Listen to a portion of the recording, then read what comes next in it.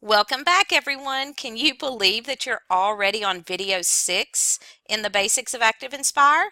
Now, before we get started with the sound recorder, I would like to challenge you to go ahead and share some things that you have found since you began this course.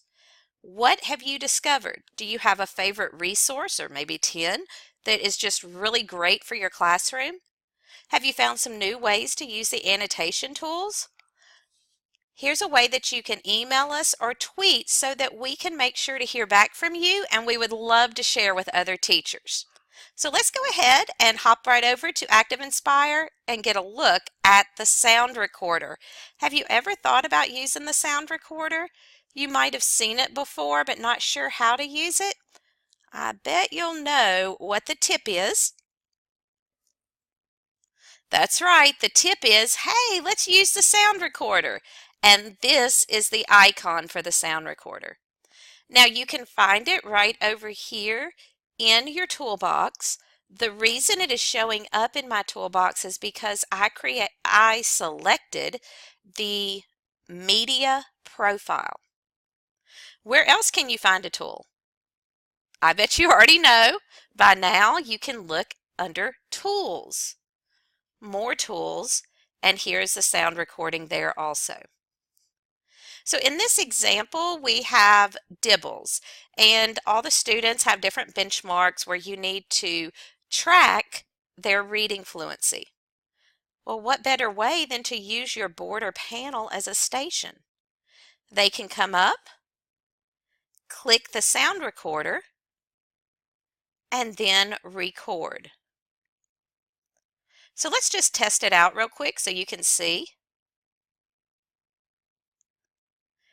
Ice cream. It's so hot. Ice cold ice cream cools me off. I like strawberry the best, but Rocky Road is good too. Now we have a recording, and we'll pretend that I went through the whole thing. Now let's listen. Ice cream. It's so hot. Ice cold ice cream cools me off. I like strawberry the best, but Rocky Road is good too.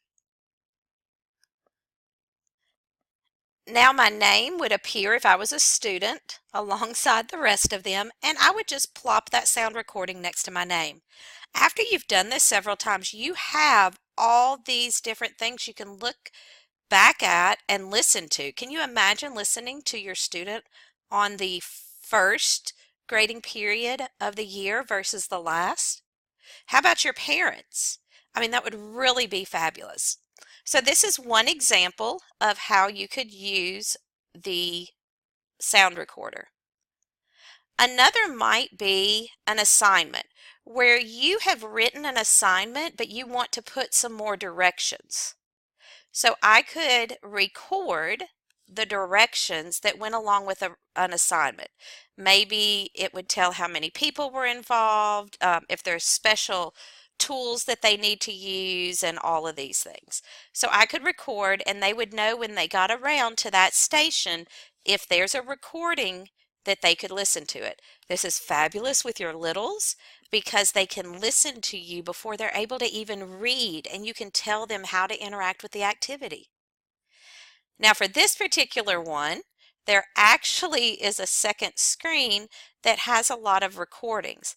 But let's say you couldn't find the recordings that you wanted your students to use, or you wanted them to create their own recordings. You can use the sound recorder or have them do so and record their own sounds for the newscast.